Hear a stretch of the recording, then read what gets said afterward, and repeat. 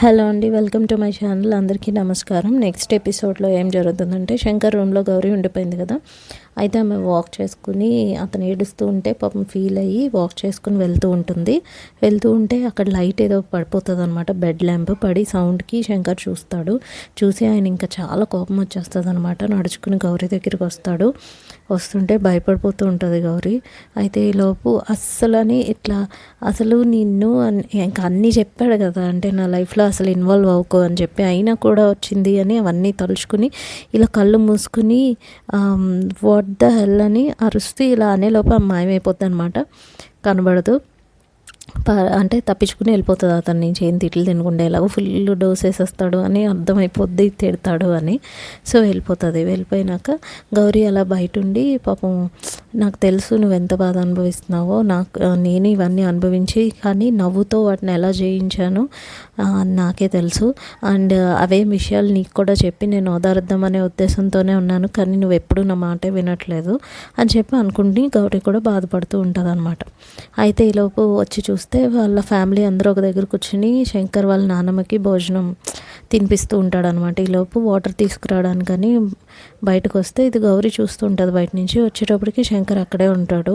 గౌరీ అక్కడే ఉండడం శంకర్ చూసేసి గౌరీ వైపుకే సీరియస్గా నడుచుకుంటూ వస్తే, వామ్మో ఏమైంది, ఏం చేస్తాడు, ఎంత కోపంగా చూస్తున్నాడు, అయినా కళ్ళల్లోనే ఇదేయచ్చు, చాలా డీప్ ఐస్, ఏం ఐస్ రానివి, ఆ కళ్ళు చూస్తూ బతికేయచ్చు అని చూసి అలా మెస్మరైజ్ అయిపోతూ ఉంటుంది అనమాట ఆయన కళ్ళల్లోకి చూస్తూ. శంకర్ ఏమో ఆమె దగ్గరికి వచ్చి, అంటే యాక్చువల్లీ ఆమె ఒక డైనింగ్ టేబుల్కి ఇలా ఆనుకుని ఉంటుంది. శంకర్ ఆమె పైనుంచి ఇట్లా వంగి వాటర్ గ్లాస్ అండ్ మగ్లో వాటర్ రెండు వైపులా వంగి తీసుకుని వెళ్తాడు. ఆమె ఏమో కళ్ళు మూసుకొని మురిసిపోతూ ఉంటుంది అనమాట గౌరీ. అయితే శంకర్ ఏమో వాటర్ తీసుకుని వెళ్ళిపోయి కొంచెం తన కళ్ళలోకి చూస్తూ ఉంటాడు. ఆమె అట్లా ఫీల్ అవ్వడం, అంటే ఇలా మురిసిపోవడం అన్నీ చూస్తాడు అనమాట. చూసి కొంచెం ముందుకెళ్ళి అక్కడ మంచి రొమాంటిక్ మ్యూజిక్ వస్తూ ఉంటుంది. ఇలా శంకర్ కొంచెం ముందుకెళ్ళి, ఇదిగో ఇంకొకసారి నా రూమ్లోకి వచ్చావనుకో ఐ విల్ షూట్ యూ అని చెప్పేసి తిట్టగానే గౌరీ మ్యూజిక్ అంతా అయిపోయి తిడతాడు కదా, అందుకని కొంచెం మళ్ళీ అన్నీ డ్యామేజ్ చేస్తాడు. అంటే అన్ని డ్రీమ్స్ అన్నీ మళ్ళీ కొలాప్స్ అయిపోయినట్టు చూపిస్తారు అనమాట. అంటే అదొక ఫన్నీ సీన్ లాగా. అయితే శంకర్ వెళ్ళిపోయినాక ఏమవుతుందంటే, నెక్స్ట్ డే మళ్ళీ వాళ్ళందరూ టిఫిన్ చేస్తూ ఉంటే శంకర్ని పిలుస్తారు. శంకర్ నువ్వు కూడా రా టిఫిన్ చేయంటే, లేదు నాన్నమ్మ నాకు పని ఉంది నేను చేయను అని చెప్పేసి అంటాడు. ఏం పని రా, తినేసి వెళ్ళరా అన్న వినిపించుకోకుండా తన కోసం వెతుకుతూ ఉంటాడు. గౌరీ కిల్లర్ అడ్రస్ దొరికిందంట, ఆ డాక్టర్ మెడిసిన్స్ పంపించాడంట ఆ కిల్లర్ అడ్రస్కి, మనం వాళ్ళ ఇల్లు అయితే దొరికింది. సో ఒకసారి నువ్వు వెళ్తే నువ్వు కూడా వస్తే మాకేమన్నా లీడ్స్ దొరికే ఛాన్సెస్ ఉంటాయి, సో పద అనగానే వాళ్ళ మామకు కోపం వచ్చేస్తుంది అనమాట. మాటికి దీన్ని తీసుకుని వెళ్తున్నాడు ఏంటి అన్నట్టు.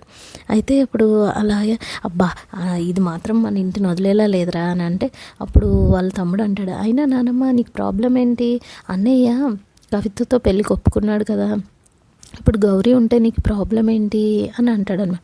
నువ్వు నోర్మి అంటుంది అనమాట వాళ్ళ నానమ్మ. వెంటనే నోరు మూసేస్తాడనమాట. అప్పుడు గౌరీ పోలీస్ స్టేషన్కి అది వెళ్తుంది అనమాట వాళ్ళ టీంతో. శంకర్ అన్నీ చెప్తూ ఉంటాడు. ఫస్ట్ ఇంటికి వెళ్తారనమాట. ఇంటికి వెళ్తే కిల్లర్ ఇంట్లో ఏమీ దొరకవు, అంటే అంత చెప్పుకోదగ్గ లీడ్స్ అయితే దొరకవు. అతను మాస్క్ ఉంటుంది, ఇవన్నీ ఉంటాయి కానీ ఇంకేం ఉండవు. కాకపోతే ఒక వేరే రూమ్లోకి వెళ్ళి సాంబార్ని వెతకమంటాడు. వెతికితే అక్కడ పెద్ద బోర్డు మీద ఒక 24 మెంబర్స్ గర్ల్స్వి ఇలా క్రాస్ చేసి ఉంటాయి. అంటే వాళ్ళందరినీ ఇతను చంపేసినట్టు అనమాట. లాస్ట్ ఫోటో వచ్చి గౌరీది ఉంటుంది. అండ్ ఆ ముందు ఫోటో, గౌరీ కన్నా ముందు ఒక పెళ్లి కూతురుని చంపాడు కదా, ఆ అమ్మాయి ఫోటో కూడా క్రాస్ చేసి ఉంటుంది. అమ్మో, అంటే ఇంతమందిని చంపాడా అని చెప్పేసి వాళ్ళు ఇంకా పోలీస్ స్టేషన్కి వెళ్ళిపోతారు. గౌరీ మధ్యలో కూర్చుంటుంది. మిగతా పోలీసులందరి మధ్య శంకర్ అన్నీ ఎక్స్ప్లెయిన్ చేస్తూ ఉంటాడు ఆ బోర్డుని చూపించి. లైక్ ఇలా జరిగింది, మనకి 11 డెడ్ బాడీస్ దొరికాయి, ఇంకా మనం మిగతావి ట్రేస్ చేయాల్సి ఉంది, ఫస్ట్ మన టార్గెట్ అదే, అసలు ఎవరెవరిని చంపాడో ఏంటో చూడాలి, అండ్ అని చెప్పి మాట్లాడుతూ ఉంటే గౌరీ ఏమో అతన్ని శంకర్ ఎక్స్ప్లెయిన్ చేసేదంతా చూసి ఆమె ఇంకా ఆయన కళ్ళల్లోకి చూసుకుంటూ ఉంటే తనకి చుట్టూ ఇలా బటర్ఫ్లైస్ లాగా లవ్ సింబల్స్ ఎగురుతూ ఉంటాయి అన్నమాట. అయితే ఇంకా శంకర్ చూసి ఈ ఆమె చుట్టూ లవ్ సింబల్స్ ఇలా ఎగురుతూ ఆమె మొహానికి అడ్డుగా వస్తుంటే ఇలా పక్కకి ఇలా జరుపుతూ ఉంటుంది అనమాట. జరుపుతూ ఉంటే మీటింగ్ అయిపోతుంది, అంతా జరిగిపోతుంది.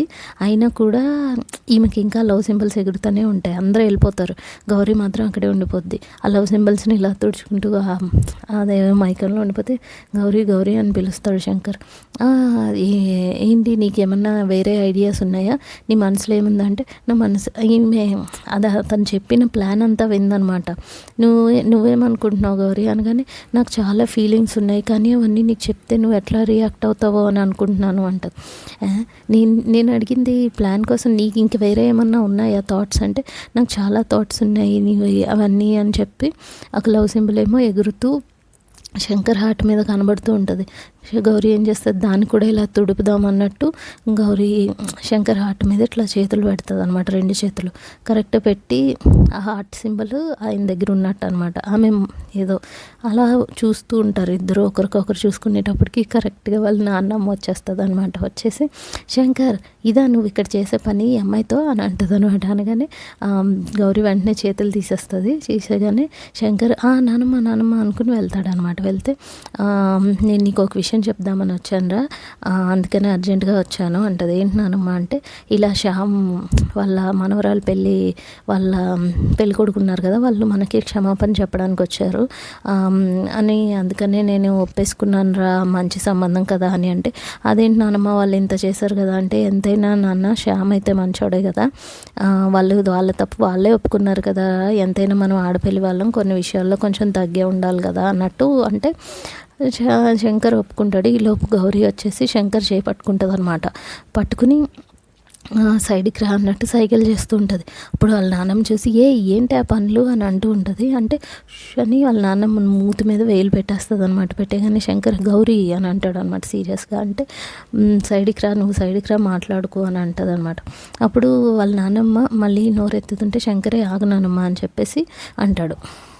వాళ్ళ నాన్నమ్మని కూడా ఆగు అని చెప్తాడు. అంటే ఆమె ఏదో లీడ్ చూపిస్తుందని. అయితే వాళ్ళు మీటింగ్ జరిగింది కదా ఇంతసేపు, ఆ రూమ్లోకి శంకర్ చేపట్టుకొని తీసుకుని వెళ్తుంది అనమాట. తీసుకుని వెళ్ళి అక్కడ ఒక చైర్ కింద మైక్ ఉంటుంది కదా, అంటే కిల్లర్ ఎప్పుడో ఫిక్స్ చేసినట్టు మనకు చూపిస్తారు ఆల్రెడీ ముందు ఎపిసోడ్లో. సో ఆ మైక్ ఈమె కనిపెట్టినట్టు చూపిస్తారు అనమాట. ఆ మైక్ని చూసి శంకర్ కూడా షాక్ అవుతాడు అనమాట. సో అంటే ఇదంతా ఇక్కడ మీటింగ్ జరుగుతున్నదంతా విలన్ వింటున్నాడు. సో మనం ఏ స్టెప్ తీసుకున్నా వాడికి ముందే తెలిసిపోతుంది అన్నట్టు శంకర్కి గౌరీకి అర్థమైపోతుంది. సో అదే లీడ్ గౌరీ అయితే కనిపెట్టి చూపిస్తుంది అని మనకి ఈ ఎపిసోడ్ అయితే కొంచెం రొమాంటిక్గా బాగానే తీశారు. వాళ్ళిద్దరి మధ్య కెమిస్ట్రీ అది అయితే చాలా బాగుంది. అండ్ నెక్స్ట్ ఎపిసోడ్లో ఏం జరుగుతుందో మనం చూద్దాం. Thank you so much. Please నచ్చితే ఎక్స్ప్లెనేషన్ తప్పకుండా షేర్ చేయండి అండ్ సబ్స్క్రైబ్ చేసుకోండి ఛానల్ని, అయితే నాకు కొంచెం సపోర్ట్ అవుతుంది. Thank you so much.